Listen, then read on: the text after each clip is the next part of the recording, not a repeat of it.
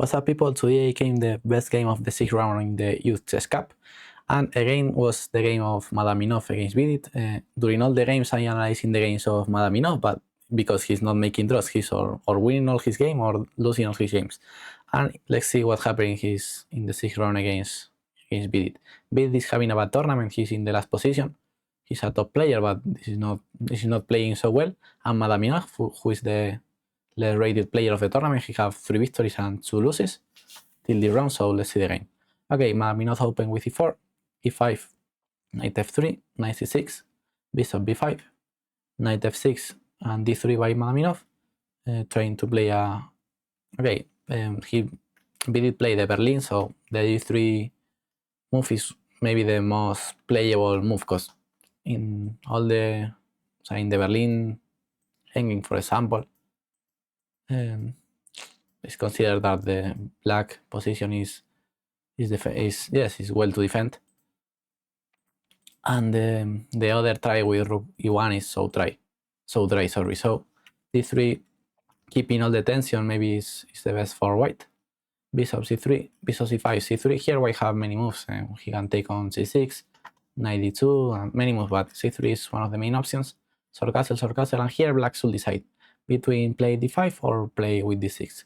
d5 is more aggressive, just trying to go for the completely equal, and d6 is more solid, just to play a game with 8 pawns, sorry, with 16 pawns. And d5 play by Vidit, trying to go for the completely equal. And now, okay, sharpest move is he takes d5 and this type of position, but Madaminov decide to keep the structure symmetrical with knight d2. D takes e4, and now a5 by Vidit, good move. The idea is avoid b4, because okay, the space is very important in this type of position, because the pawn structure is symmetrical. So if you have a spatial advantage in the queen side, you could have a small advantage. So okay, white made the same, a4, defending the bishop, and not allowing black to play a4 one day. Queen e7, h3, and here Vidit played knight a7, which is a normal move. I'm not going to criticize that, but I prefer the knight on b8. I feel that this square for the knight is better. The idea is, okay, of course, the knight is very bad placed here because the pawn is on c3. He can jump anywhere and he can go to e7. The knight here is very, very bad placed.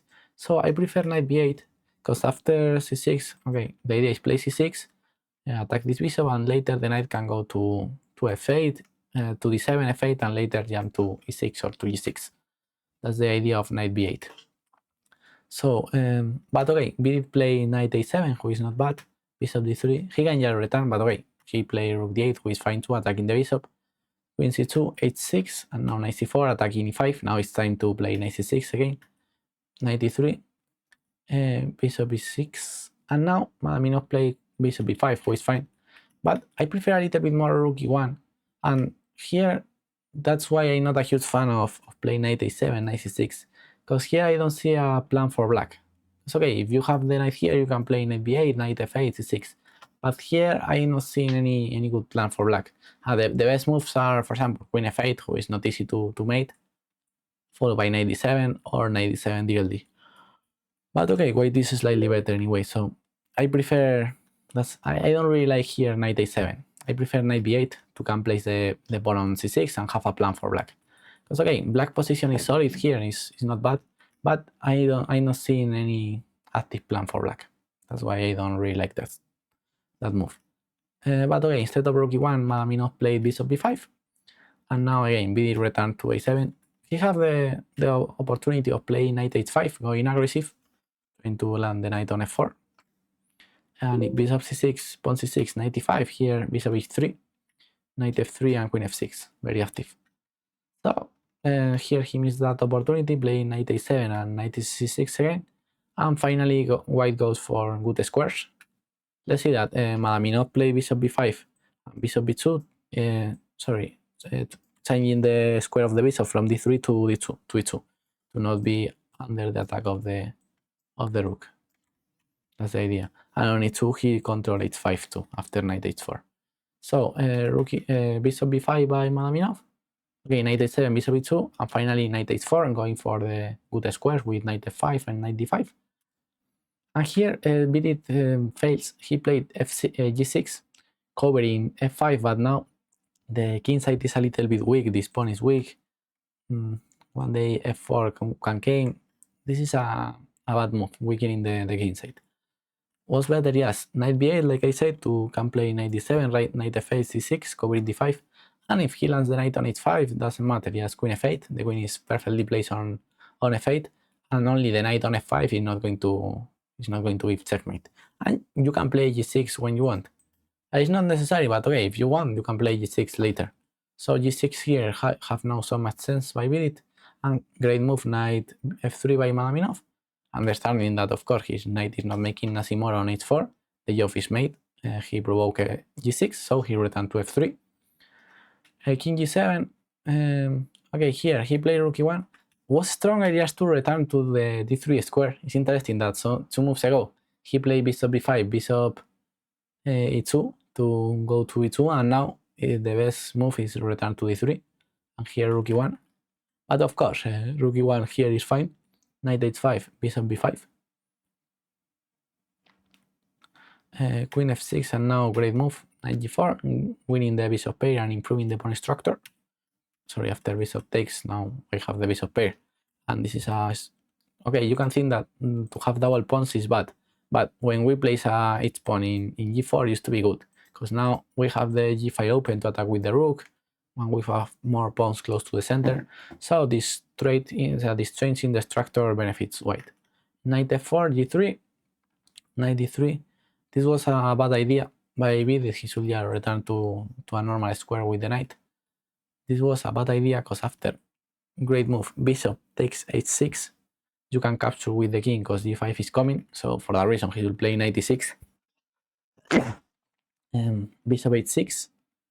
King here, and now black is attacking the rook and is attacking on f2, and is attacking the knight too.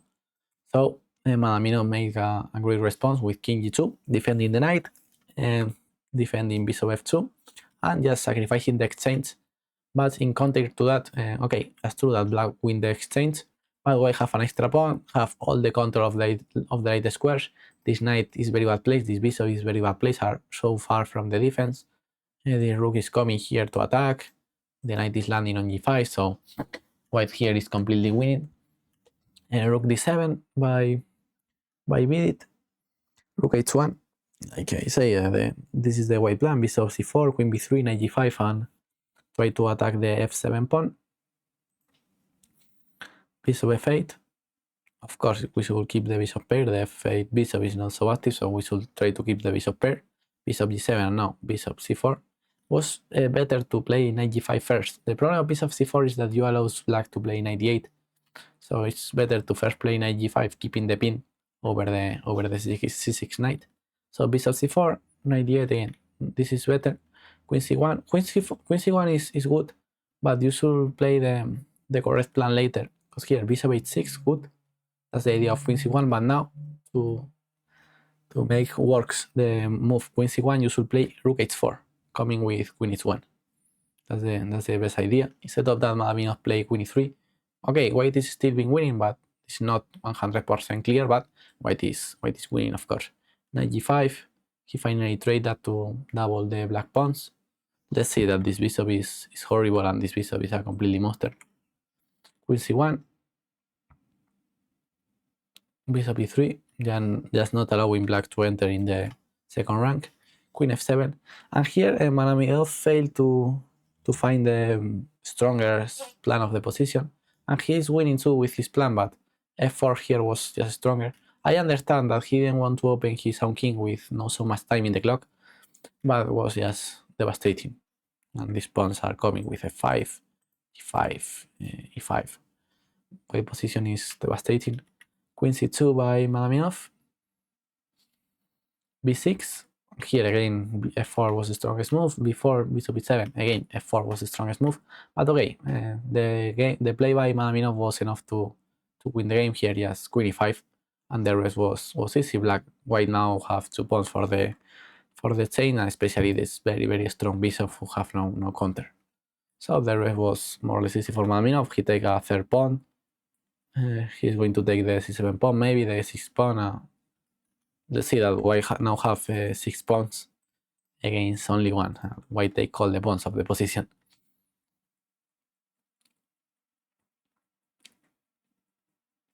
And here BD resigned because okay, he lost all the fucking pawns. Now queen g5 and queen e3 is coming.